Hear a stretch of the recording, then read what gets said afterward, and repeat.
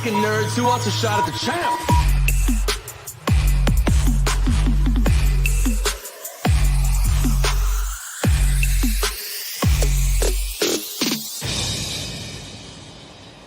The money line is live. Another episode coming at you guys. We're talking UFC Vegas 51. It's Luque versus Muhammad. Mike Finch in the house. What's up, bro?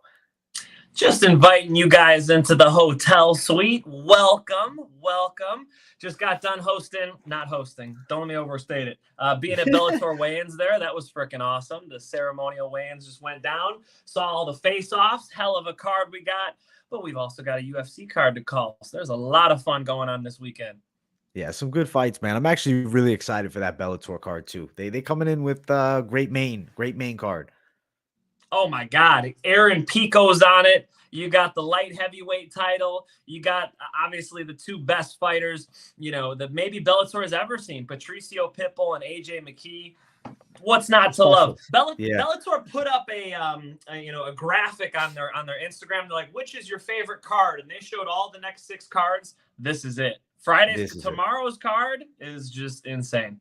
Yeah, bro. I'm excited. I'm looking forward to Adley Edwards, bro, who's fighting Aaron Pico. I'm looking forward to watching him fight, man. You're a fan? You think it's going to be a competitive fight? I talked to him on Instagram, bro. I think he's an underrated guy. I think a lot of people are sleeping on him. Great wrestler. Bro. Yeah, dude. No one talks about it. This guy's experienced, bro. He's got like 10 fights as a pro, and then he's got 9 as an amateur. So he's got a lot of experience, bro. I'm excited, but that's Bellator. We can chat it up all day about it. We got to talk this UFC card to the people watching. Much love. Make sure you guys smash that like button. If you're new, subscribe. And we're going to start these things off right now. We're going to hit it with Heili Alateng versus Kevin Croom. Mike, this matchup is one that I've looked at, and I really do feel like competitive on it as far as like my decision making. It's close. Alateng does have the wrestling background, but it's not like he's using it all that often. He likes to mix it up with the hands. Kevin Croom at 145 pounds is a tall guy, 5'11". He decides I'm going to 135, hasn't done that since 2014. How do you feel? Like, is that a smart move? How do you feel the effect on the body is? I don't know. At least from my perspective, I like Kevin Croom stylistically in this fight if it's at a fair weight for him. But if he's draining himself to 135, I don't know if he's going to be able to take the shots. I don't know if the gas tank's going to be there. What are your thoughts on this matchup, Mike? Those are all fair criticisms, and it's different for every fighter, AJ. Also, it's different when you got to figure out how well are they cutting weight. There are people who are just experts at cutting weight. Tito Ortiz would be an example. You meet this guy, you're like, is this a super heavyweight? What is this superhuman? And he makes 205. It makes no sense whatsoever. So it depends on how he's making the weight too. I don't have the answers to those questions. I would say he's enormous, so for him to go down, like the height and it's going to be tough to get all that water out because, really it's probably easier to pull water out of muscle than it is a skinny, tall guy like he is. So all the best to him in making the weight. I want to see what he looks like at weigh-ins, and maybe that'll give me a little hint. We've been able to definitely see people at weigh-ins. I'm thinking of a previous Bellator here where when I'm seeing people get on the scale, you can tell who's really weary and who's had a bad weight cut and who's feeling fresh. These guys are fighters, not actors. So, give a look at weigh-ins, and that'll help you with that portion of it. But AJ, it could be a factor. Yeah, I feel like for me, it's a huge red flag, and he's a dog here. And Croom is a guy that you can attack as an underdog. He's won as a dog. He shocked Roosevelt Roberts in his debut at 55, but at 135, I don't like it. I'm not oh yeah, Alateng Heili. I'm so high on the guy, but I think that he can win this bout. I think he could do some damage with the punches. The wrestling could be a potential problem, but it's a weird fight. It's such a weird fight. A lot of unknowns. I don't like a bet here. I'm going Alateng Heili, but I'm definitely feeling like the Croom dog side is live, but it's very dependent on the weight cut. The Croom dog side is live. Croom is going to be, big, huge for the weight class. And then he's also a finisher, man. Croom will, like you said, I like the fight you mentioned. He hit him with that left hook. Boom. And got his opponent rocked, grabbed that neck up, high elbow. Marcellatine was able to get the finish. He can do that to anybody, man. It's definitely, a fight I'm not going to bet on. I'm going to agree with you. I'm going to go with the Mongolian by decision. Yeah, I'm with you on that decision play as well. I think it's safest way to go. Could be a stoppage. Weird one. Let me give you the odds for this fight, though. Right now, Please. the lines -162, Alateng, the favorite, Croom +155. I don't really like touching too much with this fight. It just isn't really an appealing bet. But over 1.5 -275, that's ugly to me. Fight could end inside distance. I don't really want to touch the over 2.5 -165.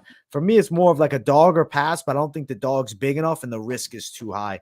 So I am really not feeling the line on this one and just kind of going to sit back and see what transpires. And I know some people are going to be playing Croom as an underdog for sure.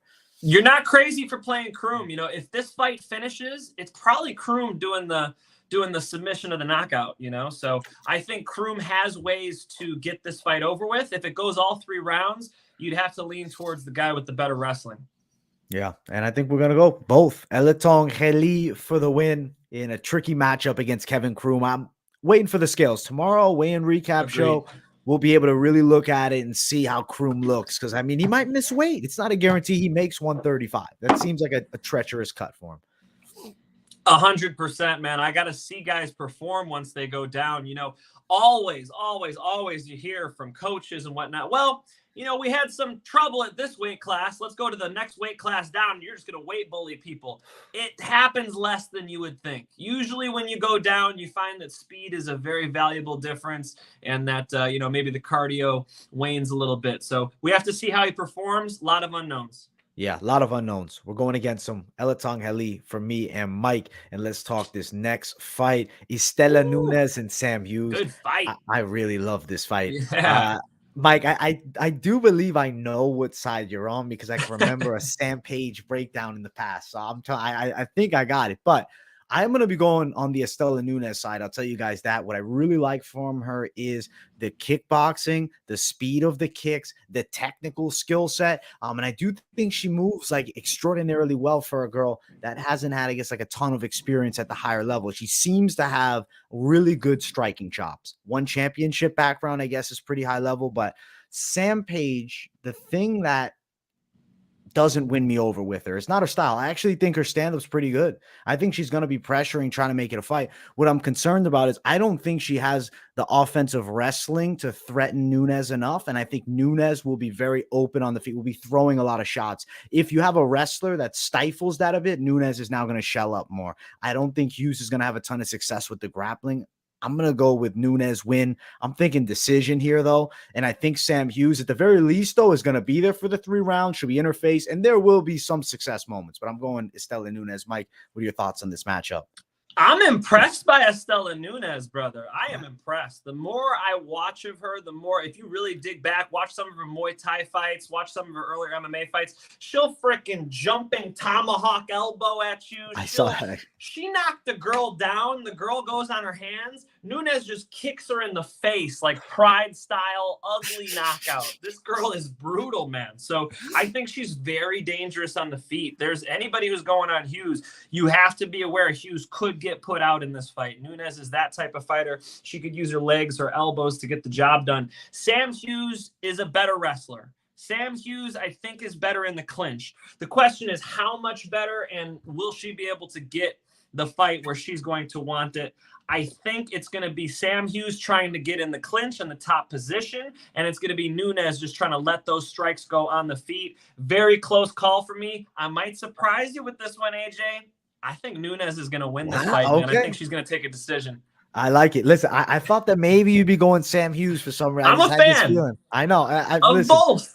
It is. It's hard. You know what? The thing is, Sam Hughes doesn't have the wrestling, at least from what we've seen as of now, that I see as like a threat for Nunes. Like if she had shown bits more wrestling in her fights, like I don't see her as a significant wrestler. I see her as a girl that's definitely going to try to wrestle here, but that's not her bread and butter of her game. She more so likes the striking. I just feel like Nunes standing up better, gonna be good enough to stop majority of grappling attempts. And even if she's down, I just don't see Hughes being able to do a ton from the top either. I mean, Klose, I think I hold in higher regard with the grappling. And I mean, Nunes still was able to do well up until she got submitted in that fight. Yes, I'm saying ONE FC. She was submitted in the title lost fight by as sub, well, I believe. So, yeah, a couple sub losses. So be careful, guys. Be careful. But Nunes should be a significantly better striker. And I think that's going to come to fruition here. I'm thinking it goes all three. Sam Hughes is damn tough. I think Sam Hughes is a better MMA fighter as far as like you round out the skills. But what's the biggest difference? The biggest difference is Nunes is just dynamic and dangerous on the feet. I'm going to lean Nunes, my brother. I like it. I'm glad we got a little agreement going to start it off, man. Nunes right now favorite -200, and then Hughes upwards of +190. We're both on the Nunes side. I do think it's going longer. Not really loving playing over 2.5 here. It's -275. Nunes wins a decision. Personally, I don't like the prop either. Bet Online has it at -140. You can find it upwards of +105. Not really a super valuable play. Maybe you're on the -200, but it's a tricky fight that, you know what, if Sam Hughes gets a little bit of success with the wrestling, that could be a problem. So definitely more of a live betting fight, at least on my end. Probably not even going to get a touch from me, but I am going Istela Nunes decision, as is Mike. We both got the favorite in this spot. Sorry, guys. Got to call it like we see it. I like the live betting shout. There you go. This is a fight where I'm just going to enjoy it. I'm going to enjoy this fight. I think it'll be pretty good. I think it'll be pretty good. This next one, very interesting matchup. Jordan Leavitt takes on Trey Ogden in a fight that I am intrigued by, because Ogden more so known as a grappler through the regional circuit. But what I saw from some study is he has some kickboxing, man. I like his high kicks. I like the way his footwork is. I like the fact that he's like a confident striker against guys that have grappling games, and then he'll mix in wrestling too. When I look at Jordan Leavitt, I see good submission skills, really good submission skills, decent wrestling, okay cardio, lacking striking game. So overall, the more well-rounded guy is Ogden. The question really comes down to is, will Ogden's grappling be good enough for Jordan Leavitt? He's known as a good grappler. I personally think that he could survive Leavitt's ground onslaught, maybe even surprise Leavitt with some takedowns of his own. Mike, are you thinking Ogden as much of a shot as I do here? Or are you thinking that the Monkey King is Jordan Leavitt is a little more on his game here? I think the Monkey King's better on the mat. I do. Right. Ogden's good on the mat, but if you look, Ogden's been rear naked choke loss, guillotine loss. I mean, when Ogden loses, it's generally by submission. Leavitt, on the other hand, is very, very comfortable on the mat. Very, very, I'd be very hard pressed to see Ogden submit Leavitt. I would not be that surprised to see Leavitt submit Ogden. You're right, though. Ogden's better on the feet. Another tough one to call, bro. What do you think, AJ? What's your pick, AJ? I'm gonna go. People said I was nuts. I said Ogden might knock him out because he's never gotten. I don't know if he even has a knockout as a pro, but I know he's got some striking chops, but not having a knockout. I mean, it's a little concerning. More so winning by sub, but I don't know. I just feel like sometimes with these grappler versus grapplers matchups, if there's good enough takedown defense, Ogden's never got a knockout. So for me to say he's going to get a knockout, I kind of sound like a fucking moron. I guess truly you got to say decision, Ogden by decision. But people are all over Leavitt. I don't blame them for it. I don't know why I have this Ogden feeling, bro. I don't know. I just think he's a more dynamic guy. And then Jordan Leavitt might take him down and sub him, but I'll ride with it, man. It is what it is. You're not crazy for saying knockout, because that's the way they match up. So, just because people are going to call you crazy, tell us like it is, AJ. Tell us what you're thinking. I think Leavitt's better on the ground, dude. I think Leavitt could submit him, and I know Ogden's got, he's got a couple submissions. He's got a little streak of submissions right now. But like I said, I think 3 out of his 4 losses are by submission. This might be another one, brother. We'll see. We'll see what the difference is on the mat. And I'm interested to see, sometimes 2 grapplers strike the whole time. And if that's the case, Ogden's very much in there. I'm going to lean Leavitt. I think Leavitt at least will need, maybe he slaps the guillotine, gets a sweep, holds the top position. We'll go all 3. I like it.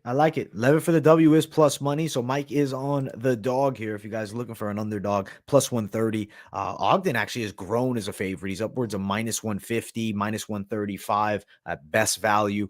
If you like the sub line, which Mike likes, that value right there would be Leavitt by submission, sitting at plus 365, something that's definitely not impossible. Then just a curiosity, Ogden by KO is plus 500. You can even find it upwards of plus 800. To me, it's a fight. It's kind of weird.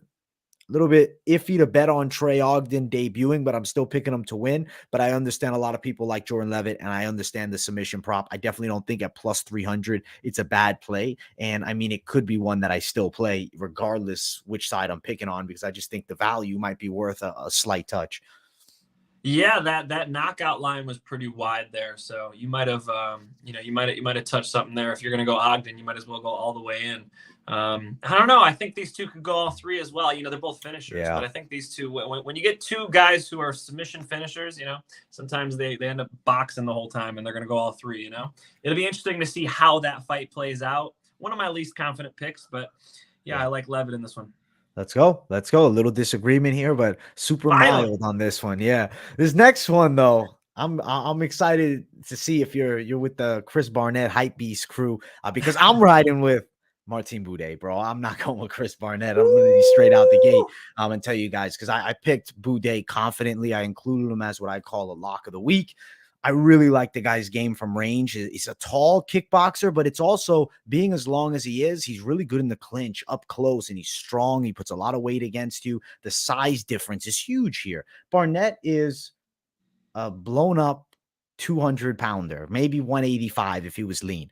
Now, with his athleticism, with his strength, he can definitely compete with some back-end heavyweights. But I think Martin Buday seems like a guy more in a trajectory of being like a middle tier at the very least, right? Whereas I see on the opposite him, Barnett is a fan favorite, fun guy to watch. I mean, lost recently to Ben Rothwell, which, I mean, it's not a terrible loss, but even in his fight against John Vellante, I don't really feel like he looked great up until he got the spinning wheel kick.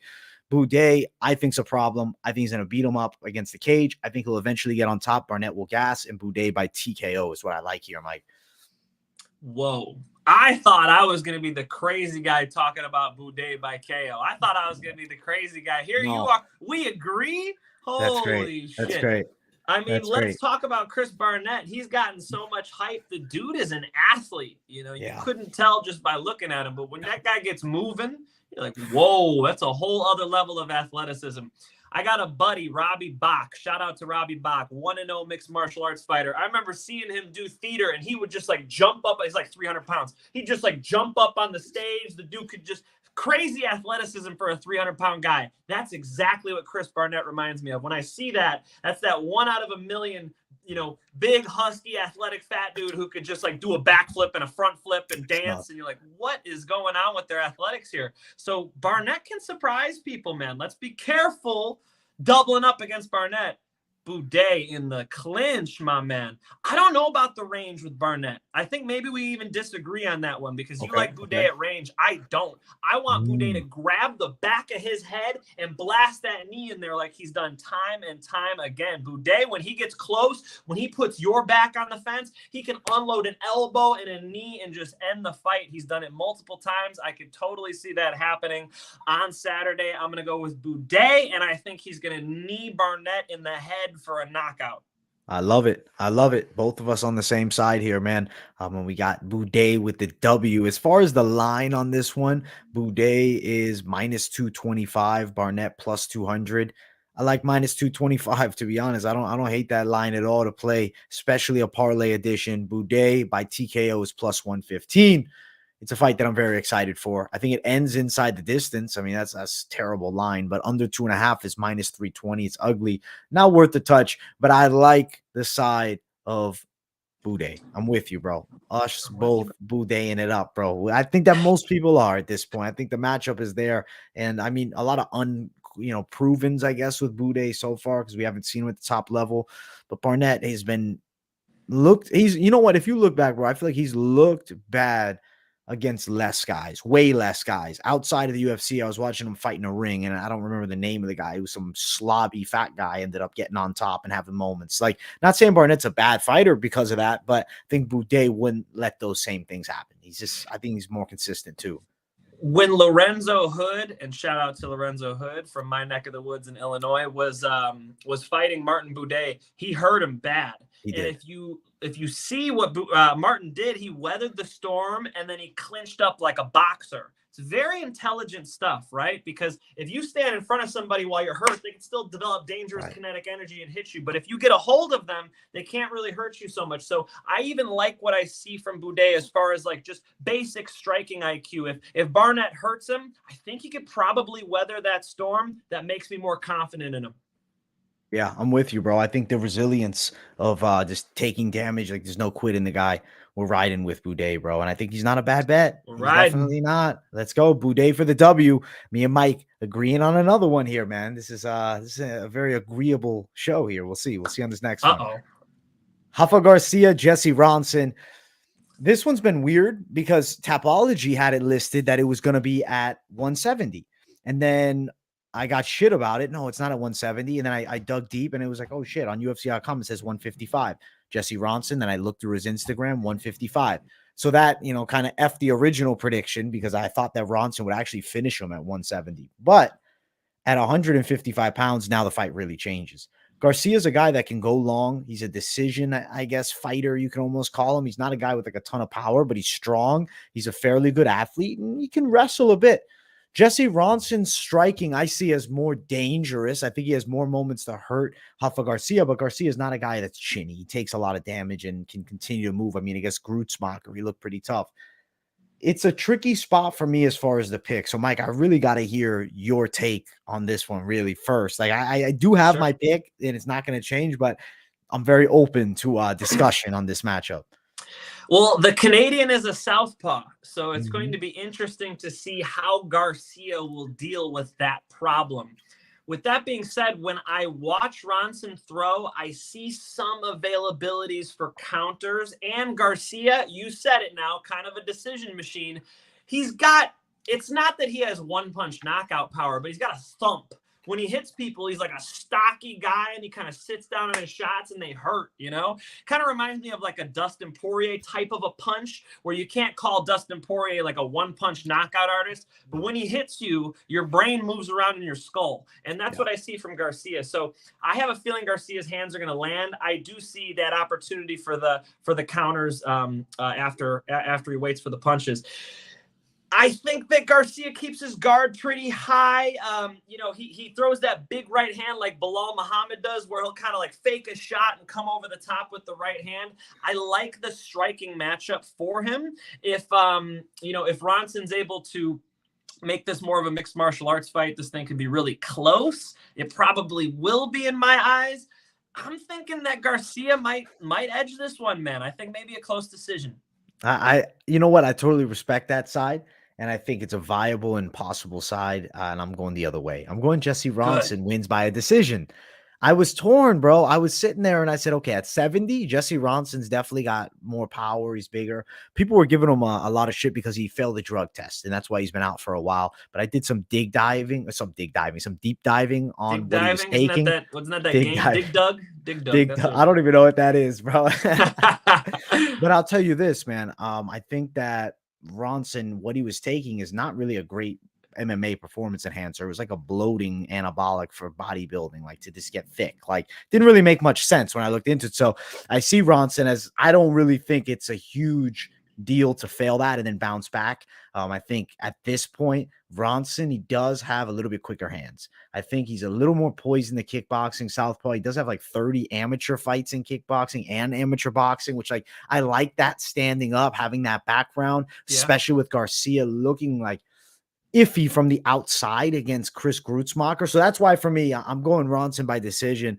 Definitely could see Garcia edging it out. I mean, Garcia does pretty well when fight goes the distance. Ronson's lost a lot of decisions throughout his career, but I'll ride Ronson. You're right, Garcia. It's a close damn matchup. And the lines reflect that though, because the odds right now for this fight are Rafa Garcia plus 100, Ronson minus 120, but plenty of places have it near pick'ems at minus 115 for each of them. There we go. Live action. There we go. I like it, brother. Look, it's like a split decision type of fight. Yeah. That's my prediction. Split decision, and we'll be pissed off at the judges. That's my. I like it. Hopefully it goes in my favor, bro. Hopefully get Jesse Ronson with the controversial decision. Good luck. All right, let's keep running up these prelims. They're actually pretty decent, man. Like I'm looking forward to this card. I know some people have shafted it, but I'm a fan. Drakkar Klose versus Brandon Jenkins fight here between Klose, who hasn't fought since the neck injury. Remember when Jeremy Stevens fucked him up with that push? He still hasn't fought since his neck's messed up. He said it's real. Still not 100%. He got seriously injured by a shove. And honestly, man, I'm surprised he hasn't sued his ass, bro. Pull a Colby Covington, bro. Call the cops, man. The hardest shoving 145er in the UFC right here. Yeah, it's true. It's true. He is the hardest shoving 145er, man. Can't say he's the hardest hitter, though. When I shove people, they don't move. Who the fuck is that guy? Thank you. Thank you. But really, dude, like I look at the fight with Klose now against Jenkins. I don't know, man. I still think Klose can do it, even with the neck injury and whatnot. I think Klose's game with the striking is pretty solid. He's a guy that's proven he can go distance. He gets overzealous, though, and he gets a little crazy and he can get caught. Jenkins, a guy that's dangerous. I mean, he's got flying knee knockouts on the record, a little bit reckless with the striking at times, lets the hands go and the kicks with the kickboxing. The kickboxing, he lets it fucking flow. That's really what I'm saying. And I think that Klose still is victorious here, just more well-rounded of a guy, but it's like I don't see it as a clear as day pick, but the odds have it as if it is Khamzat Chimaev versus Brandon Jenkins, man. We got to talk about Khamzat, bro. We hyped Khamzat up so big, man. Holy He's still shit, the best, brother. War. He's still the best. Holy shit, what a war. We'll talk about it after. We'll talk after. All right. Klose versus Jenkins. You know what I like to hear? When Jenkins was being interviewed this week, he said that he wants fight of the night. He wants a fight of the night type of fight of the year, I believe he said, type of performance in this fight. Perfect, because that's the type of fight I think he better be ready for. I think this is going to be tough. I think these guys are going to go toe-to-toe. Klose likes to get close. He moves forward, man. So Jenkins better be ready to move his head off the center line, get off those train tracks constantly, and engage with him. Give him something to look at, because if he doesn't have a high output in this fight, I think he will get pressured too hard. I think he will get overwhelmed. Jenkins did get stuck underneath wrong in his last fight and got that TKO loss. He got hurt down there. It's possible that Klose could get on top of him and hurt him. I just think this is a damn war, man. A war back and forth. I'm going to go Jenkins with the decision. Holy shit, man. Jenkins Am I crazy? with the decision? I mean, people might say you're crazy, but that's the line to touch. You want to know the plus money? Have you looked at the odds, Mike, or you have no idea? I never. I love hearing your odds. I never look at that, because otherwise I'll be influenced. Okay, Jenkins plus 530. Plus 530. Klose minus 549, minus 800 at Bet Online. Crazy wide. That's really wide.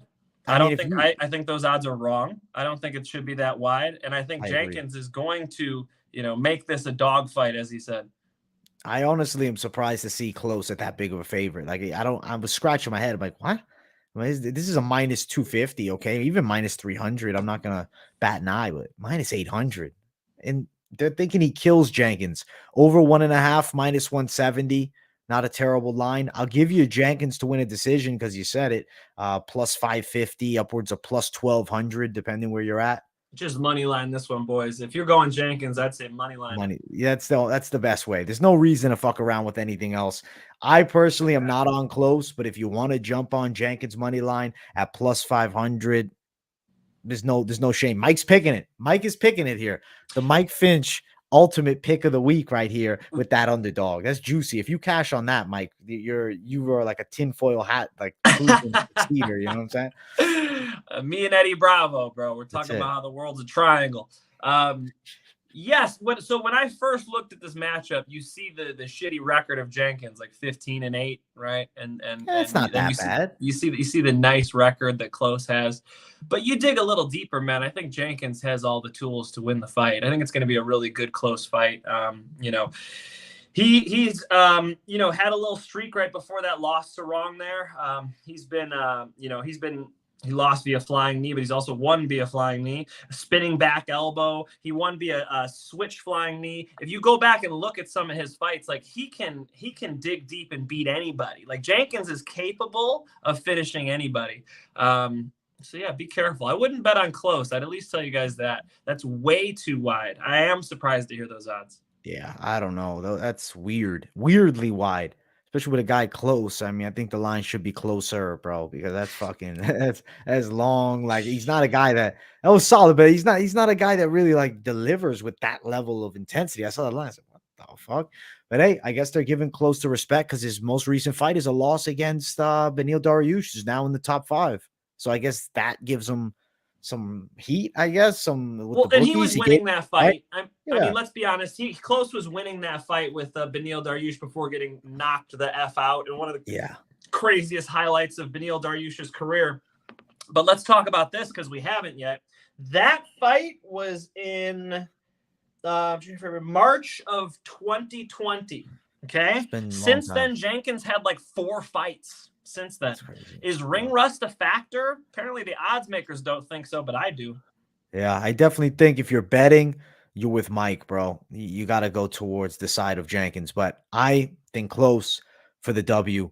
Kind of thinking decision though. I'm going decision on that one. Over 1.5. I think that definitely Jenkins could survive the onslaught early, especially if Klose gets a little too crazy. I think, maybe Jenkins can, he's got pretty good movement. He's a solid kickboxer, so I don't know. I don't see him as an easy fight for Klose, but I see Klose in a very winnable situation. But I like the Jenkins dog play, bro. I like the idea. I like the pick. I like that wild pick.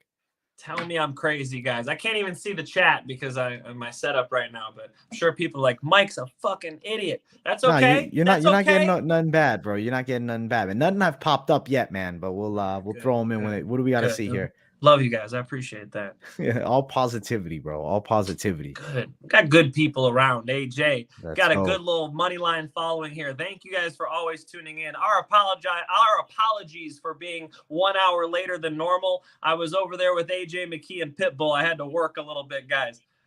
He's getting his rounds in. At least he's doing a cool job though, Mike. That's sick, bro. You was at the weigh-ins, bro. We'll forgive Mike for that one, bro. It's not a big deal, brother. Don't worry about it. We're still here. We're still popping, and we're killing it. But now with this fight, Lina Länsberg versus Pannie Kianzad. This is actually a rematch. People like, even me included, forget that they fought earlier on in their careers. And Kianzad did win that first fight.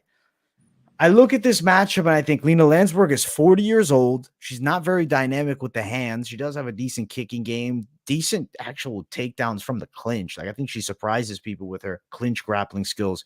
But Pannie Kianzad competed with Raquel a bit in that clinch. And, Raquel Pennington, what I always say, bro, she's the queen of the clinch for me, bro. She's one of the best clinch fighters in, the 135-pound women's bantamweight class. I think Pannie Kianzad in this fight is pretty good to go. The lines, I'll tell you after you give your take here, because I don't even understand the lines on this one. But I am going Kianzad for the win, and I'm thinking she gets it done. I'm thinking decision, though, here. I agree. I think that Kianzad has just fought way better competition. She's fought Jessica Rose Clark, Sijara Eubanks, Alexis Davis, Raquel Pennington, as you just said. And let's look at that Sarah McMahon fight with Länsberg. Sarah McMahon really showed us that it's not just the wrestling that Länsberg has trouble with, but it's also the mat work, the jiu-jitsu, the ground and pound.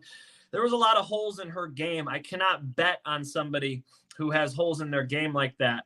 I'm going to go with Kianzad decision. Yeah, I think it's pretty straightforward. And I mean, the line is going to tell us, yeah, that's the way they're expecting it to go, because super wide odds here between these two.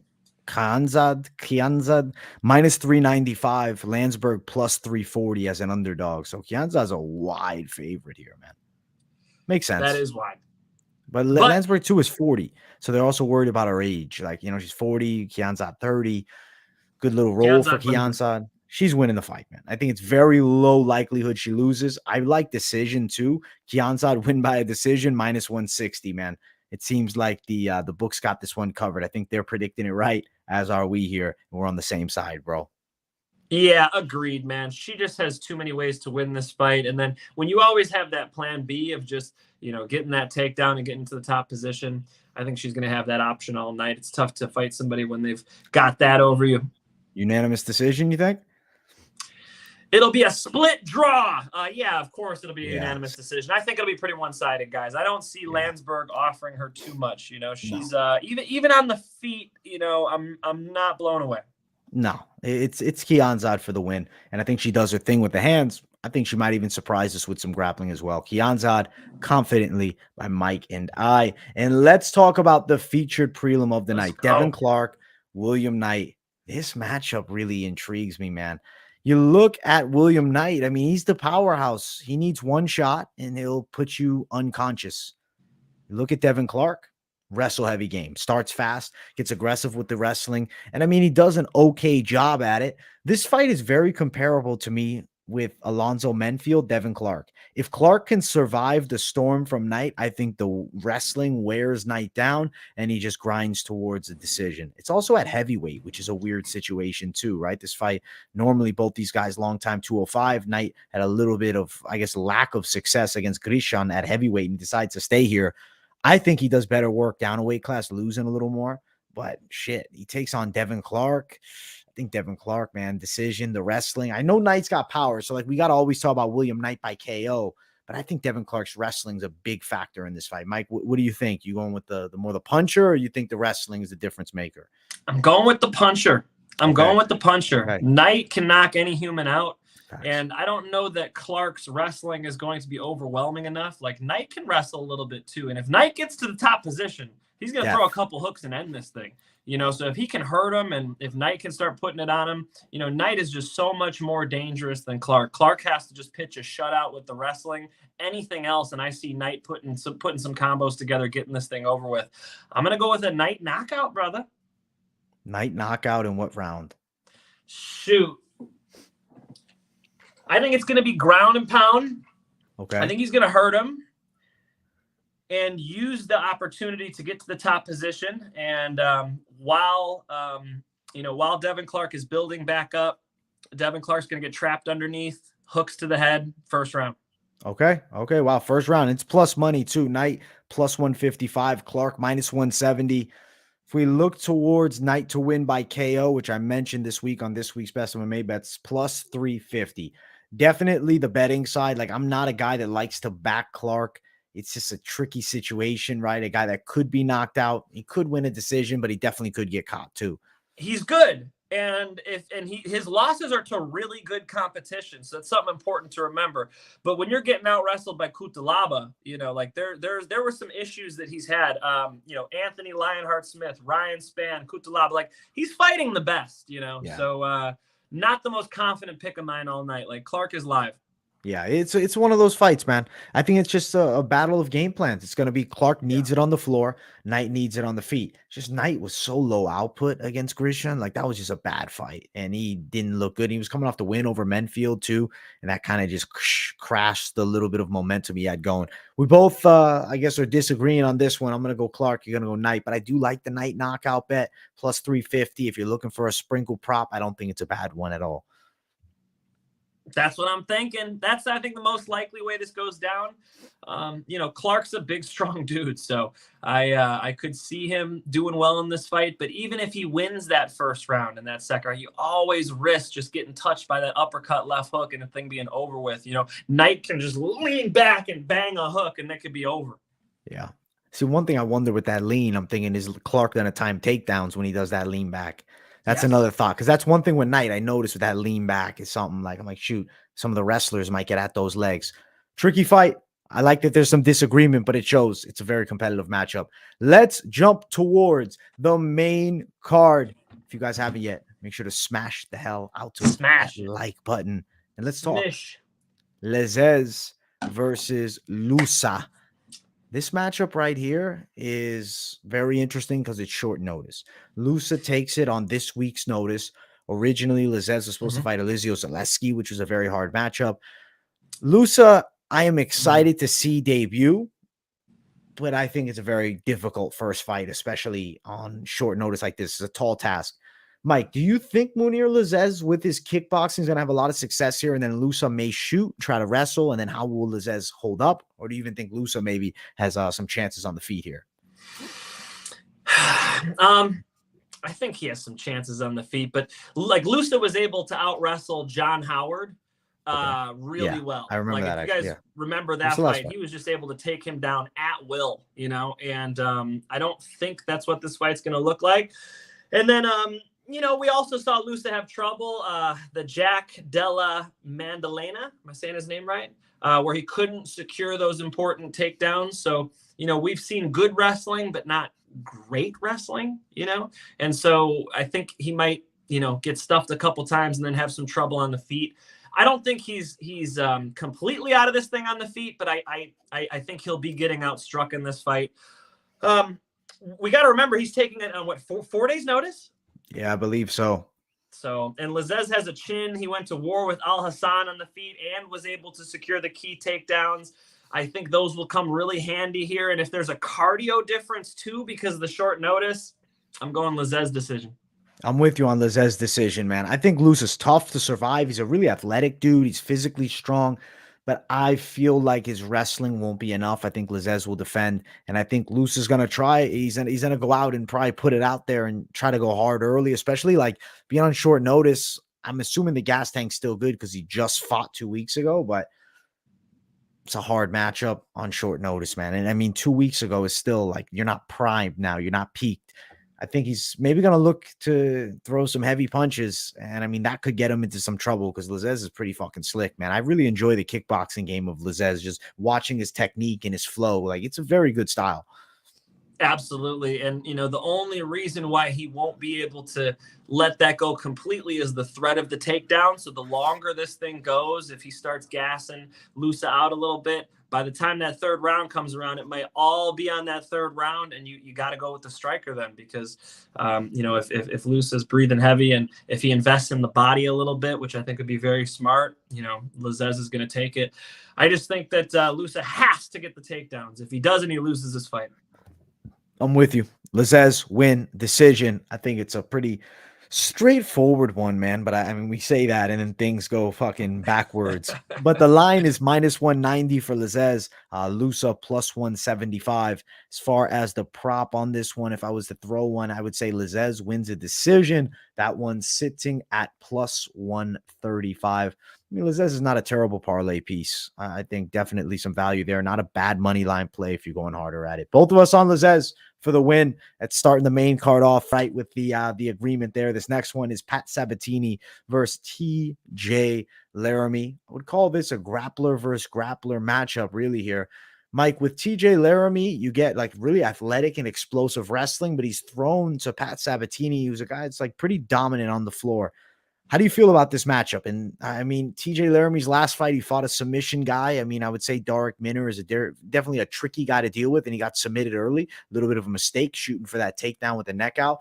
How do you think his success is with Pat Sabatini here? It's a good fight. I like this fight. Sabatini's a wrestler who has shown a good submission game, man. He's got a leg lock game for those of you leg lock haters out there, because I know you guys are out there. I was talking to Bellator fighter Mads Burnell, and he's one of those who's like, if you go for a leg lock, you're a dumbass type of thing. Well, Sabatini, a wrestler, had Jamal Emmers on top of him. He goes to attack the heel hook, switches over to inside Senkaku, boom, grabs that leg, gets the submission. He's dangerous, man. He's not just a wrestler. He puts it all together, and that's really, really important to see. It's like a Gary Tonin style heel hook he hit him with. So, he will go for arm bars. He will go for chokes. Sabatini goes for the finish on the ground, and that's something I do like to see. TJ Laramie, though, that's a tough fight for anybody. He's hard to kill. Great takedowns and a really good passing game too. So Laramie will take you down, and then as you're going to the floor, he's already working past the guard, which is really, really good. You get these short 5-minute rounds. In amateurs, it's 3-minute rounds. So when we got that short amount of time, we got to get past this guard, get the party started, get going. Laramie does that really, really well. I love how he doesn't hang out in guard and half guard like a lot of these wrestlers do. He buzzes right through, and that's important here as well. He seamlessly gets to the dominant positions like mount and side control. So I'm thinking that Laramie might be able to just win 2 out of 3 here, win some positions. But Sabatini, not the type of guy I want to bet against. I'm staying away from this one. I'll go crazy. I'll go Laramie decision. Laramie decision. Okay. I'm going to jump the other way and go Sabatini by sub, man. I don't know if I'm buying into the hype, but I just look at the match. think Laramie's the biggest concern I have is just a little bit of that like chaoticness. Like, I don't know. I don't want to say low fight IQ because that's not it. It's just like, I mean, the Dark Minner fight, there was an obvious mistake there. I remember on the breakdown, I said TJ Laramie can win this fight as long as he doesn't shoot for the double legs early. And what did he do? Exactly. He shot a double leg early and he got guillotined. And I remember I said that's like the biggest risk when you're picking Laramie. Now, granted, Sabatini is not the same fighter as Dark Minner. I think he's an overall better martial artist, but he doesn't have that same like tricky submission threat, like off the gun like that. Like, it's weird.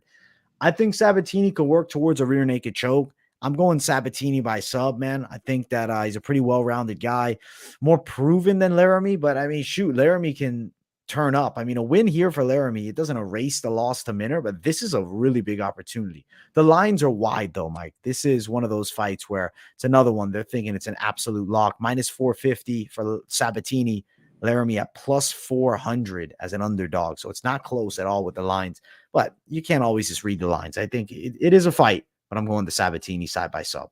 I like it. No, I'm keeping. You're on a huge dog, bro. This one. I like it, bro. I like it. You've attacked some giant dogs. If they come through, man, you're the Mystic Mike, bro. You have to change that name best for you guys. All right, I do my best. Let's go, brother. Let's go. Ladies going after it. Mayra Bueno Silva versus Wu Yanan. You said good fight. I low key been a little bit complaining about this matchup earlier on in the week, man. It's just, what's your complaint? It was because it was scheduled as the featured prelim through when Tapology had it. I mean, it's still on the main card, but I don't know, man. I'm not a huge Yanan Wu style fan. I think she does a lot of movement that maybe isn't extremely effective. Mayra Bueno Silva, though, I do think is going to win the bout. I want to hear your breakdown on it because you said you're excited for it. So now I feel like, all right, Mike's going to have a more exciting take on this one. Let's hear it, Mike. I'm picking Silva. Yeah, I'm picking Silva. She has a very heavy right leg. She likes to move forward, and I think that's going to be really important in this fight. She keeps the car in drive. She'll kind of control all the action. She's tough, man. Remember her fight with Manon Farrow? And she was like sticking her bloody tongue out, like leaning forward. There's blood. Like, she is a gangster, man. She freaking digs deep. That's the type of girl who is not going to quit. The issue with Bueno Silva, excuse me, is that her head movement is zero. Yeah. Okay. She moves forward and her head is right there on the center line. I would love to see her add a boxing coach to her game that'll teach her to bend her knees, get some weaves going, because that would so much work for her style, man. She moves forward. She's so aggressive. She's so tough.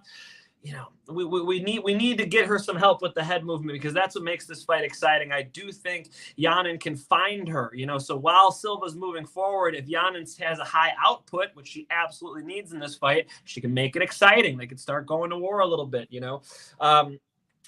Silva's good on the ground. She has issues with wrestling, of course. She was standing behind who's the fighter? Mariana Moroz. She was standing behind Moroz. She had her hands clasped right there against the fence. And what does Silva do? Breaks with an elbow. I was like, what the, like, take her down. When you get to these dominant spots, I need to see a higher fight IQ from Silva. Another reason why Yanan could still be in this fight. It's just that Yanan is training with Jackson Wink, which I think is an excellent idea. You know, some of the most legendary coaching staff in MMA history. You know, for those of you who are tuning in, I'm sure a lot of you guys are familiar, but Jackson Wink has created John Jones. George St. Pierre went there for training. I mean, I could go on a long list. Holly Holm, you know, you just keep going on and on. All these great fighters coming out of Jackson Wink. By the way, on Friday, Aaron Pico is about to represent Jackson Wink. They've got some freaking talent over there. I think they're going to make, Yanan have a high output in this fight and good side-to-side movement, sort of Holly Holm style. That's what she'll need to find the W. Does she do it? Yanan got stuck under Jocelyn Edwards a few times. While I'm not blown away by Bueno Silva's jiu-jitsu, I do think she's able to survive there, and I think she's winning the striking. I'm going with the aggressive girl, Silva. Exciting fight, decision.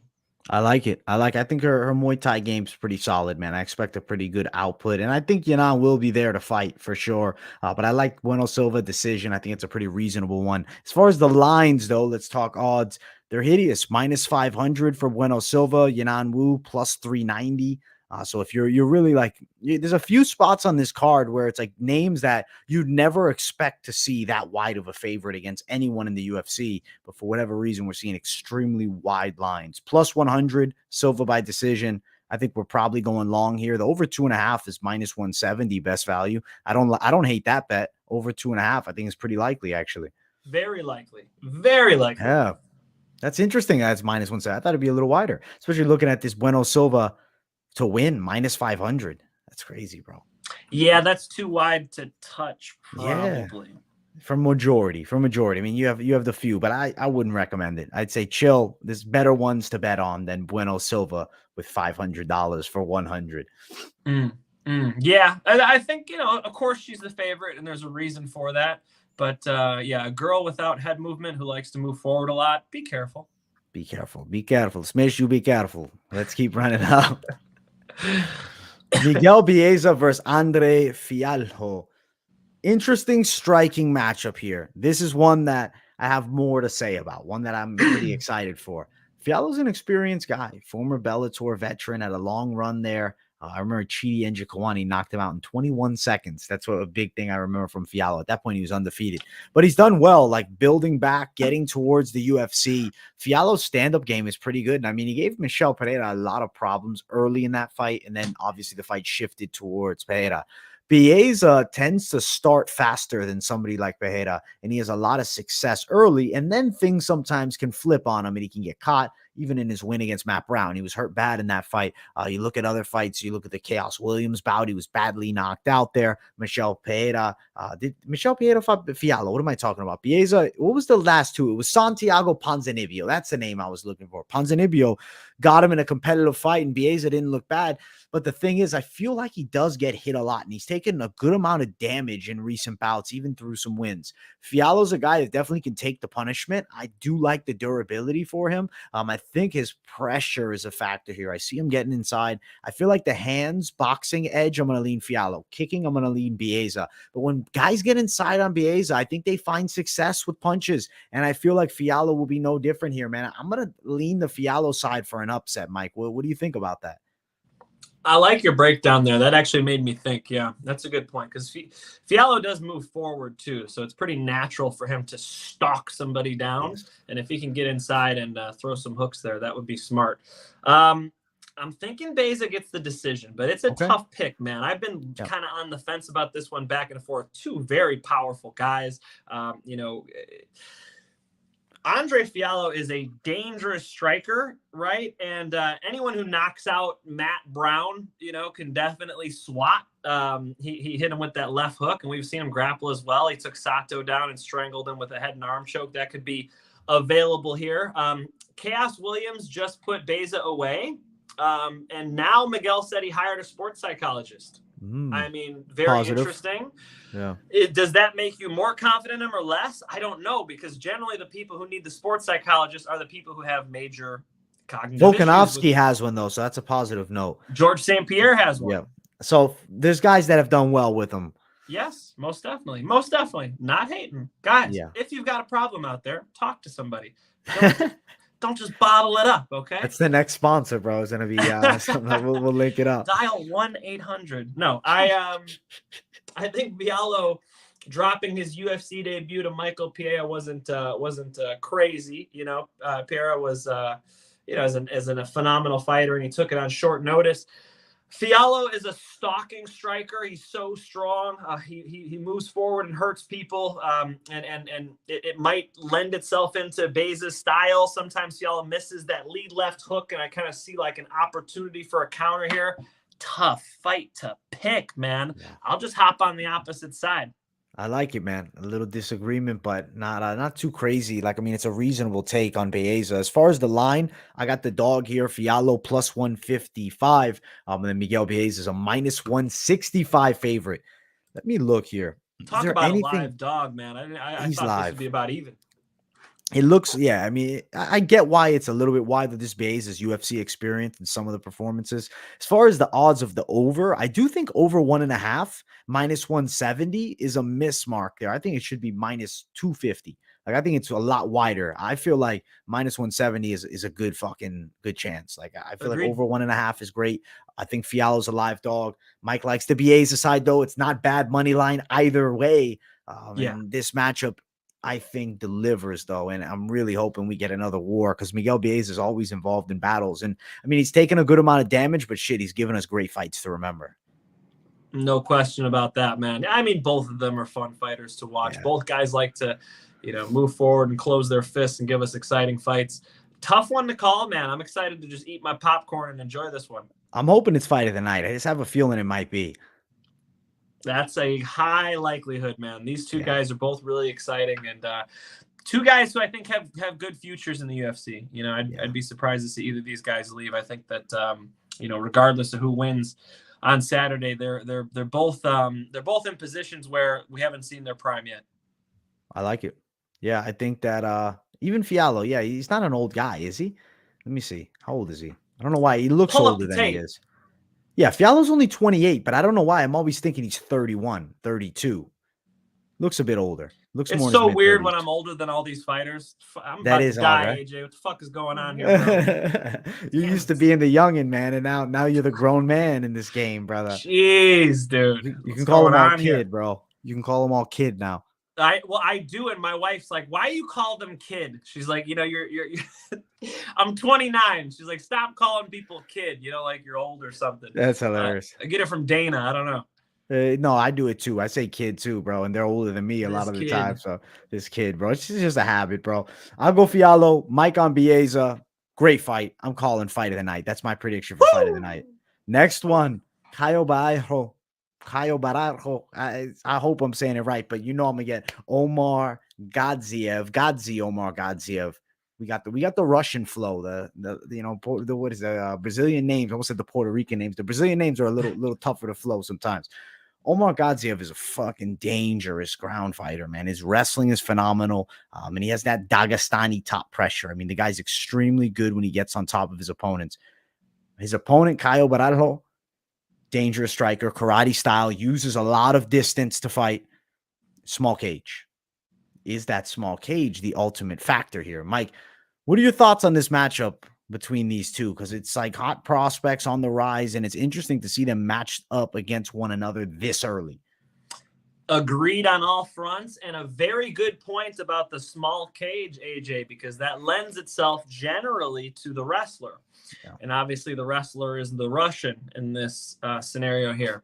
For the Brazilian, his jiu-jitsu game's good, man. This is not going to be an easy fight for García. I think that, García generally gets to, enjoy the top position and kind of, when he gets the takedown, it's kind of a, it's like a little bit of a death sentence for these guys. All right, now I got you for the rest of the round.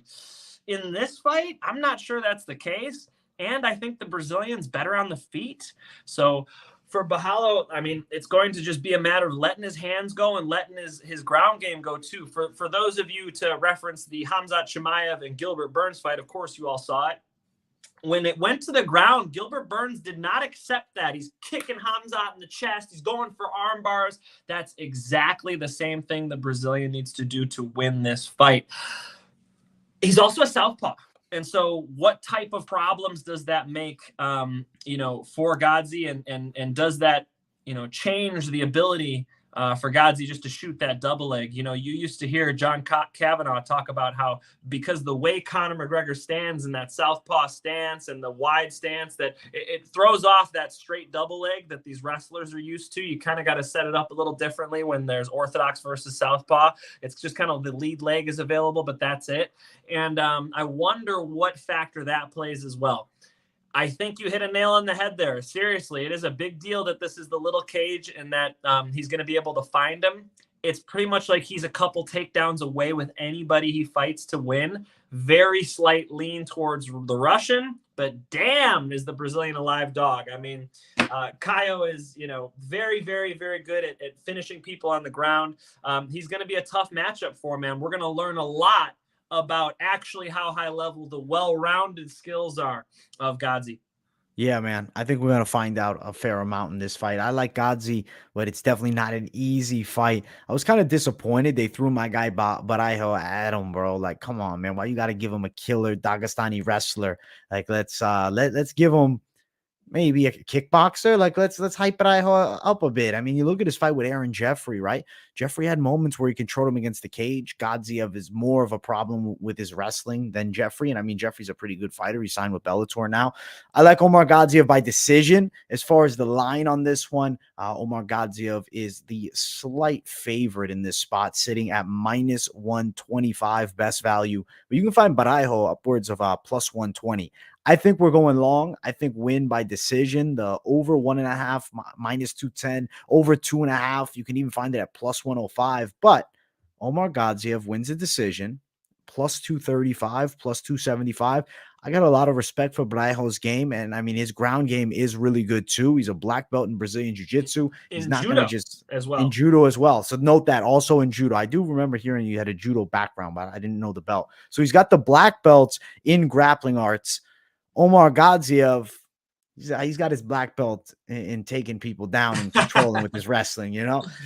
I got to go Godziev, but definitely Baraiho could surprise us. The small cage, big favorable aspect, Omar Godziev for the win. I think Baraiho just needs a little bit too much space for a guy that's just such a smotherer. I'll take it. Such a smothering style. And I think Godziev is going to smother him here. So I'm going Omar. I like it. And I do think the takedowns will be the difference for Omar. With that being said, I don't think Omar's the better striker in this fight. So he's going to have to be careful, man. If you guys remember, Bahalo showed us his power in his left hand on Dana White's Contender Series against Jesse Murray. He went and threw that thing right down the pipe, got him out of there early. He's dangerous on the feet as well, man. A risky bet for people. With that being said, the most likely end to this fight, I think, is decision for Godzi. And if the odds were the way you were reading them, that didn't sound right to me. So I think number one most likely is the Russian wins a decision. If the fight finishes, I'm definitely thinking the Brazilian somehow slapped on a choke, got a TKO, right? That's the way I see this fight playing out. Yeah, I think I'll be in full agreement with you there, man. I got Omar Godziev decision, but if you're on the side, maybe you think it finish. It might be Baraiho pulling it off somehow, some way. Good fight. Great co-main. Not huge names in the co-main, but it's still a fantastic matchup. The main event, though, Vicente Luque, Belal Muhammad. For the people watching, if you have not yet, make sure to smash that like button. Support us here at MMA Experts. Support the money line and continue helping us grow. And also, make sure to subscribe if you're new to the channel. Appreciate you guys. This is a fantastic main event. I mean, the card, no matter what people want to say, the main event kicks it off. I guess it finishes it off with a final kick right to the nads here between Vicente Luque and Belal Muhammad, a rematch. And I mean, if you look, it's the welterweight title picture. Like, this is a huge matchup. I think Vicente Luque and Belal Muhammad are all extremely close to at least the number one contender fight. I mean, this is like the next number one contender fight almost, right? It's tricky because Hamza Chimaev, Colby Covington, Gilbert Burns, all those guys meshed up. It's going to be hard to, clear through that smoke, but the winner of this fight is in a huge position. Vicente Luque's stand-up is definitely superior. I mean, he knocked out Belal Muhammad before, years ago. Belal has turned it around, though. I mean, Belal Muhammad looks in way better shape. His cardio is unbreakable. I mean, the guy can go for rounds and rounds and rounds. Very good wrestling. Heavy with the pressure. If he gets on top, he's heavy. I mean, he beat up Wonderboy bad. Like, that was a dominant performance against Wonderboy. You look, I mean, even Gilbert Burns still struggled with that Wonderboy. And I mean, you look how good Gilbert Burns ends up being. Belal Muhammad's wrestling is a problem. Vicente Luque trains alongside some fantastic wrestlers at Sanford MMA. He does have a dangerous guillotine, Darce choke. I mean, pretty much all his front headlock style submissions are extremely dangerous. I like the kickboxing of Luque a lot. But Belal, it's also the small cage for him. So now that's a factor. Do you think, though, Mike, that Belal having a knockout loss to Vicente Luque in as vicious of fashion as it was, flat out, does that play a factor? Is there a fear deep down? Oh, shit, I don't want that to happen again. Fuck, this guy could catch me and put me out. Or is it move forward, new matchup many years ago, and this is a different Belal? That knockout was before Trump was president. Okay, that knockout is an old KO, right? Yeah. So I think that Belal has put that behind him. and this is a new fight. I've had the pleasure of training a little tiny bit. Like, I've rolled with Belal Muhammad. Let me just say that. I've had the pleasure of rolling with Belal Muhammad. And you rarely see somebody in the gym who works as hard as Belal does. He's got that team with Lewis Taylor and Kevin Novacek, and you go down the list. He's got a nice team right there, and they are just like that. They are a dedicated group. They train every freaking day, and nobody's got cardio like Belal Muhammad. So being a 5-round fight, already I like Belal because he's going to be the guy to win 4 and 5. You said that there's no way he's a better striker. I see why you're saying that, and that could be empirically true, I guess. But in this small cage, in a 5-round fight with the threat of the takedown, I think it does open some things up. Belal against Wonderboy was shooting a lot, was pressing a lot, was constantly faking. He's giving you feints, and he's keeping you off balance. I think that's exactly what he needs to do against Luque. The exact way he performed against Wonderboy was a perfect warm-up fight to get him ready for Vicente Luque, because Vicente Luque has been on a streak. I mean, this guy's been finishing people. I believe he's finished his last 4 fights. Am I mistaken? Darce choke, knockout. I don't have it up in front of me, but Vicente Luque has been running through people. Now I do. Michael Chiesa with the Darce choke, Tyron Woodley Darce choke, Nico Price and Randy Brown got out of there. That's tough to do, man. Luque has finally entered his prime, and with the team he trains with, man, they're on fire over there. They really, really have put a lot together. So I really like both of these guys, and I think they're going to stay around that top 5 for a while. I predict that both of these gentlemen will challenge for that welterweight title. The question is, who's going to do it first? 5-round fight in the small cage. I love Belal Muhammad's style. I'm going to go with Belal Muhammad with a dominant decision. Okay. Wow. All right. I you know what? I wasn't shocked at all, Mike, because I knew. I said earlier in the week, I'm thinking to myself, Mike is picking Belal. I'll guarantee it. I had like a self bet. It was a minus 300 confidence, man. And I respect the pick, bro, for sure. I'm gonna go Luque by KO, man. I kind of think he knocks him out again. This time later, though. I think 3rd, maybe 2nd. And I think that definitely Belal will have a bit of wrestling success. And I think it's going to be up to Luque. I mean, can he stop the takedowns? If he goes down, how does he look?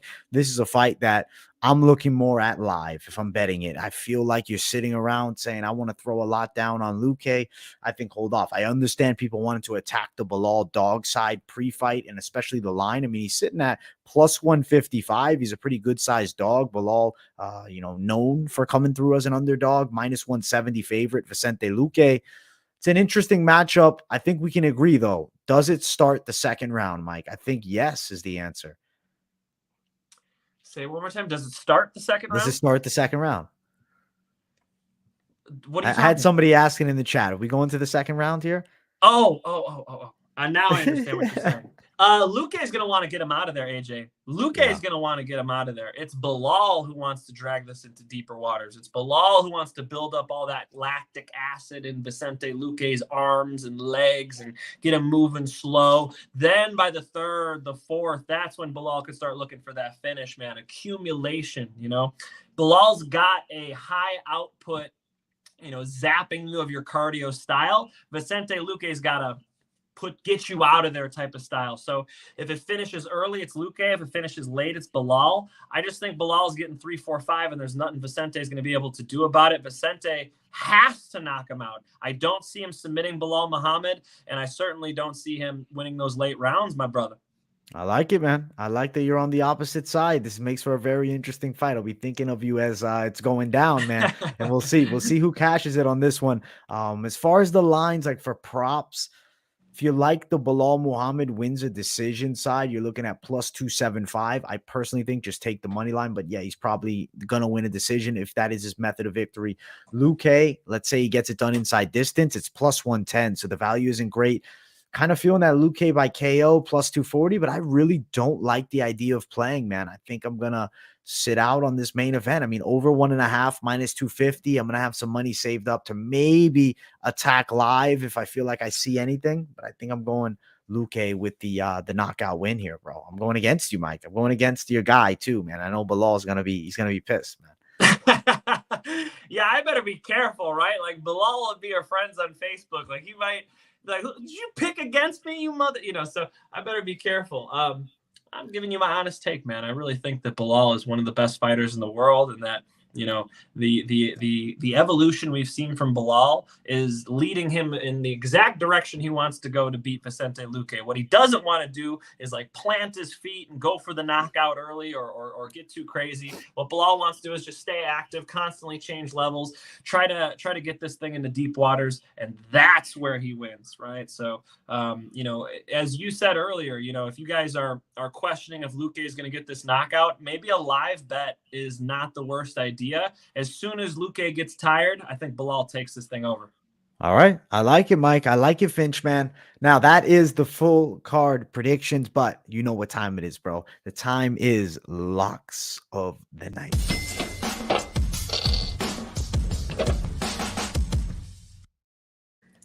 Our money line locks of the night from myself, the man, Mike Finch. Mike, I am going to let you kick this one off. What is the Mike Finch lock this week? This has to be the worst card to bet on this year. I mean, looking for this thing from top to bottom, these are matchups that I don't have supreme confidence in. So I'm going to go with a clear favorite here. Pannie Kianzad, did I get that last name right? She's going to dominate this fight. It's a total mismatch. I don't really see where she's going to have any problems in the fight. I think she's just going to dominate. You want to make some free money. That looks like it's it to me. Now that I've just hyped that matchup up, remember, this is not financial advice. Please be careful. Do your own research. To me, that seems like a huge mismatch. I'd like to put my money on something where I'm pretty damn confident it's coming back to me. But if you're feeling a little crazy, my guy Belal Muhammad came through for you guys when he was the underdog against Wonder Boy. He's about to do it again. Belal Muhammad dominates the later rounds in this fight. Belal Muhammad's bringing the heat. My man is destined for a title shot. Both of these guys will fight for that title. Belal's going to fight for it first. I like Belal Muhammad by decision as well. Love it, bro. Now, my side of the locks, I like Martin Buday around that minus 200 or more range, minus 250. I don't think he's a bad lock. I'm pretty confident he gets it done. I think he's going to stop Chris Barnett. I think I'm going to go Vicente Luque. I think I'm going to go with Buday, win, knockout. I think the plus money on the KO prop might be worth stabbing at. I'll give a final note of what it's worth because honestly, off the top of my head, I've gone through too many odds to remember here, man. The plus money of it is knockout Buday plus 115. So not crazy, but I do think he gets the finish. I like Buday for the win. I like your picks this week, Mike. I like that you attacked with Belal as one of your secondary locks. I like that confidence. Secondary lock for me is going to be AJ McKee in Bellator, guys. I'm going against the grain for the people. That's a plug for me. If you haven't seen it yet, I do have my full Bellator weigh-in recap show for this Bellator 277 card. I think there's some cool betting spots on there, so definitely check that one out after this. I got it linked in the description, so you got to go right there. It's one click away, and make sure to smash the like button on that. Subscribe if you're new, and here as well. I mean, make sure you smash the likes for this stream. The money line, me and Mike are killing it week after week. We're getting a good amount of streams up. I believe this was number 18 today, so we're catching 20. We're closing in. Thank you guys for tuning in. We always appreciate it. AJ, if you want to have a little bit of fun real quick, first off, Bellator on Friday is going to be insane. The Bellator card tomorrow, guys, just so you know, the Bellator prelims cost nothing. They are free. You can just get them on YouTube. So if you guys are fight fans, why not watch some free fights? Yeah? Tune into YouTube. I'll have it up on all my stories everywhere for sure. My Mike Finch MMA page on Instagram. You guys could just type in Bellator prelims tomorrow. They will be live. They will be badass. I will be cage side. And then the main card is just insane. We've got Aaron Pico taking on AJ's boy, apparently. And then now he is. Now I got called out, man. I got called out. Remember when AJ loved Pitbull as a lock? That was probably that was a while back, bro. I don't remember that. You locked Pitbull. I don't know if I did. I don't remember, to be honest. But I definitely, I think I picked Pitbull against McKee the first time, which was just not the move. I know who's winning it, and I'm confident on McKee now, bro. Pitbull's the man. Look, can I give you guys a little bit of inside info? Inside info. When I saw, I luckily have been around Pitbull and AJ before both of these fights. When I saw Pitbull and AJ before that first fight, Pitbull looked like Arnold Schwarzenegger. His back, and I was just like, how is this guy going to make 145? You can say the same thing about AJ McKee, by the way. Now, this time I see Pitbull, he's like lean. Pitbull looks like he's about to go run in the Olympics, bro. Pitbull looks like he prepared completely differently.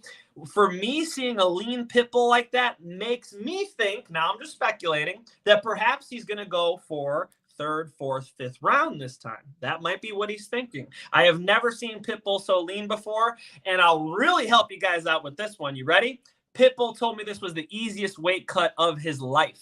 That makes sense to me. Yeah, you said he was looking a little different. Mike doesn't give out his Bellator picks, bro, but he'll tell you it's a great card to watch. If you need Bellator picks, I'm your guy. I got them linked in the description. Bellator 277, bro. I got the picks up for the picks that you need to hear about, man. Overall, though, I'm excited for this week. I wanted to talk Khamzat Chimaev for a moment as we finish out. I think we got to talk Khamzat. Yes. So I know people are like, it's over. The hype is done. I am actually on the opposite side. I said, okay, what did we learn? He can take a fucking punch. He definitely has a decent striking game. His cardio, not bad. I mean, he got into a little bit of a overzealous war. What I know, too, is Ramadan is around, right? Ramadan is this time of year. I think Bilal's doing it, I assume, which I'm concerned about Bilal's chin for that main reason. That's another reason I'm kind of more on the Vicente Luque side. Khamzat Chimaev probably was fasting for that. So let's say they are doing that. Maybe there's a chance that there was a performance loss for Khamzat. But what I'll tell you is this. Stylistically speaking, Gilbert Burns has the jiu-jitsu. Colby Covington doesn't pose a threat for Khamzat on the floor. I think Colby Covington's going to get taken down and beaten up by Khamzat Chimaev when they fight. And I think it looks a lot easier. I think Burns is just that matchup. It's like, fuck, this guy can wrestle a little bit, but his jiu-jitsu, when you do take him down, you're in serious danger. I think that's why it ended up looking as it did. And I mean, the overhands, I kind of look at this. I'm thinking after that fight, I said, shit, I think Gilbert Burns might be able to beat Colby Covington. Like, I think that might be a bad stylistic matchup for Colby. Knockout power in the hands, and at least make it a fight. I think it'd be close. I don't know, man. These are the thoughts I'm having. You're looking at me like I'm nuts, bro. I'm looking at you like you're a Khamzat fan, my brother. You love Khamzat Chimaev. Okay. He's the best. This is what I learned. All those things, but Khamzat Chimaev does not know how to weave a punch. He did not weave. He definitely ate way too many. Punch. When you swing a punch at Khamzat Chimaev, what does he do? He goes like this. And he tries to catch it on his arm. And I guess this is okay. It's like having your shield going into battle. You know what's even better? Don't get hit, okay? Yeah. So if Khamzat is going to wait for a punch to come, all I need to do is start figuring out how to get over the top, how to straighten it out, how to get that punch through. Because, Gilbert would hit his elbow and hit his forearm, and the next one would catch him in the damn head. So Khamzat has this little hole in his striking that I saw where he's pressing forward, but he just relies on these instead of actually weaving, pulling, right, using his feet. He kind of was walking into some shots there. And when you think about the striking of Colby Covington, what does he lack? Power, of course. Gilbert Burns has much more power. But what does he have that Gilbert doesn't have? Much more smooth with the boxing, much more smooth, much higher output. Mm-hmm. Can that add up on Khamzat? We kept wondering, right? We kept wondering. And I asked, I said to the MMA gods, I said, please, can we see Khamzat Chimaev pushed? I want to see what his cardio looks like. Now I know. The guy's got heart. The guy's in ridiculous shape, but he is not built to be a 25-minute kickboxer. It's just not the way he is designed. Khamzat needs those takedowns. If Khamzat doesn't get the takedowns and he's stuck boxing with Colby Covington, my brother, I don't like it. You like it? I think he's gonna smash Colby Covington. Oh shit! I think he's gonna smash that guy. Of course. I think so, bro. I'd watch Burns and him run it back. I think he'll beat Burns easier. I think he'll beat Burns easier. He does it again, bro. Shit, Burns looked like a bad matchup to him. Oh, brother. Burns looked amazing. I want to see Burns versus Masvidal. I think he'll beat up Masvidal. I think he'll choke him out. Masvidal at this point he ain't even there. I think Gilbert Burns is still a problem at 170. I think Khamzat Chimaev is towards the top. I mean, they talked about a rematch, maybe. I don't know, man. I think Colby Covington is going to be taken down by Khamzat. I think that's the thing is I think the wrestling of Khamzat Chimaev, he's going to be dialing in. I think that he's not going to have any fear of the ground game. I think there was a fear of Gilbert Burns submissions, which he said it. You definitely, I think he said something like that. I don't know. I stopped with the wrestling. Like, I don't know. It just, there's a worry, right? Hamzat said that, sorry to cut you off. Hamzat said that he took Burns down. He said, he go for armbar. I don't like this. He pulled out. He pulled out. He was going for the armbar. He's like, I don't really want to be there. He is a jiu-jitsu champion, man. He is a bad matchup for a Khamzat because of the power on the feet and the jiu-jitsu on the floor. Let's both admit this to everybody watching. That's not the fight we expected. That's not the fight we expected. I didn't think Khamzat would be nervous about the grappling like that, and I didn't expect Khamzat to get punched so easily. You know, normally we see from Khamzat very straight punching. He was banging with Gilbert a little bit, and that shit was a coin flip at points. Gilbert said, hey, why were you on your hands? Were you doing push-ups during the fight? It's like, dude, he hurt Khamzat bad. And, you know, a lot of you guys are saying we learned about Khamzat's chin. I agree, but I never really doubted that he had a chin. So for me, I learned that Khamzat's hittable. That's what I learned. And with that being said, you know, he better be careful fighting with these guys who got, you know, 5-round styles, who can accumulate punches on him. You know, I think Gilbert hits harder than even Kamaru and especially Colby Covington. And that was a big problem to get past. There will be new problems presented by Colby. Maybe we can at least agree on that. I think it's a different puzzle, but it's a puzzle that will be solved. I think these guys are going to be, I still believe, bro. I still believe. I'm not going to lose faith. I just think that Khamzat is going to continue to improve, and I'm very excited to see how Colby Covington and him fares. I mean, that's such a cool fight. I love the idea. Yeah, it might not happen. Could be Luque Muhammad winner fighting Khamzat. That would be like a Vicente Luque fighting Khamzat. The strategy is so obvious. Khamzat should take him down, you know? Yeah. As to where when you start putting him against these wrestlers, you know, it becomes less obvious. So, you know, one thing that we saw and that I learned about Khamzat is that he can get sucked into a firefight. And it's something that he's really going to need to learn how to deal with. You know, one thing that nobody really talked about was, and actually Dana White brought it up after the fight, if I'm not mistaken, was that Khamzat fought most of his UFC fights with 0 people there, or like 30, you know? True. Now he's in these freaking sold out arenas. They're going crazy for him. I think that affected his fight, man. Yeah. Yeah. I think it did. I think the fasting too. I'm telling you, man, I think at the very least, I think he could 30-27 Gilbert Burns with a more patient approach. Patience. Yes. Patience. He didn't show patience the there. Wrestling. Trust the grappling. Go into it. Go he was right too in. Fearful. Don't get scared of that armbar, Khamzat. He's only a blue belt, though, that night. I mean, he just got his purple belt that day. So, like, you know, maybe a little more confidence. That blue belt, he's like, fuck, this guy's a black belt champ. Maybe he's like, shit, I don't want to risk something. I don't know, man. Just maybe look like little thoughts in there. You know who else was a black belt in jiu-jitsu? Royce Gracie? He knocked him out at 185 pounds. Okay. Oh, Mearshart. You got it. Yes. Yeah. That's also a black belt in jiu-jitsu. And I think 85 Khamzat's fucking, that might be a different beast. Maybe we just don't know it yet. AJ loves this guy, all right? Is that your favorite fighter? It is, bro. Yeah, which is, I mean, for me, I started the channel around the time Khamzat made his UFC debut. And I just said, oh, shit, I found the guy. This is my guy. I'm riding with him to the top. I'm a big Khamzat guy. I believe in him, bro. There it is. I'm going to get you a smish with a Khamzat on. I'm going to get you a t-shirt, bro. We got you. Dude, send me that Khamzat tee, bro. I'll rock it all the time, bro. I'll rock it all the time. Grow the beard out a little more. We got to get the hat off. Brother, I got to smash these guys, brother. I got to smash. Super fun fight. That shit had me on the edge of my seat, jumping out of my seat, just absolute madness. Honestly, to tell you guys where I was watching it, I was at Universal Studios with my wife because I was taking her out for her birthday, and I could not get off my phone. I was just watching my phone the entire time. You know, I could not. We were in line, and I was just freaking out. You know, it was a little spotty with the connection. Lucky to see that one live on my phone. So I rewatched it, I think, twice now. Fun fight to watch, and something that really shows Colby and other people a blueprint to potentially beat Khamzat. And I think that some of the mystique that Khamzat was coming in with, some of that aura, I think some of it was lost.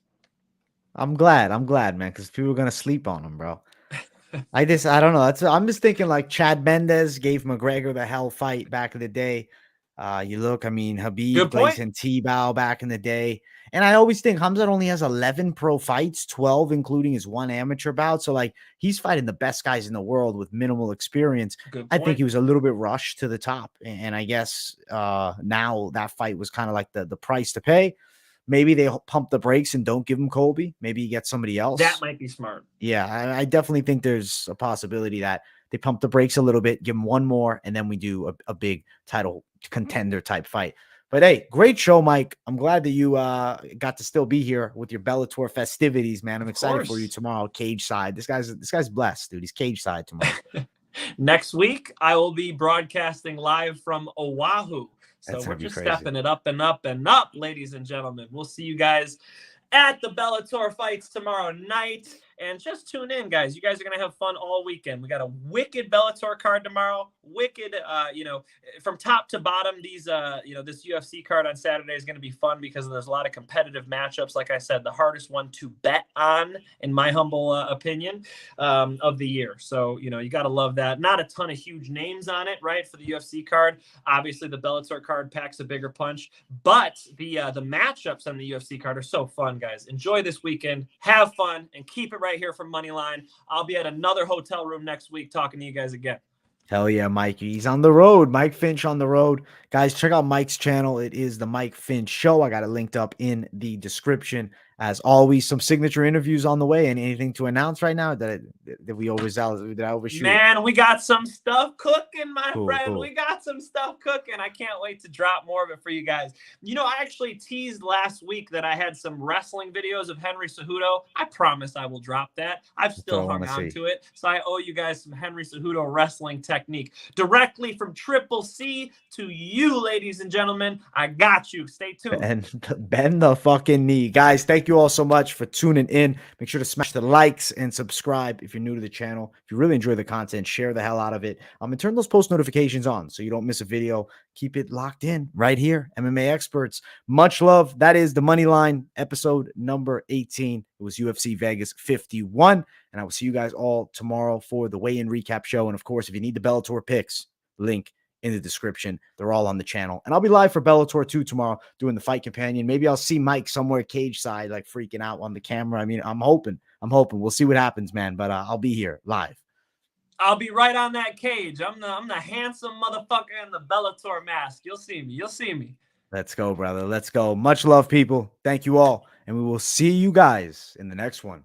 Peace.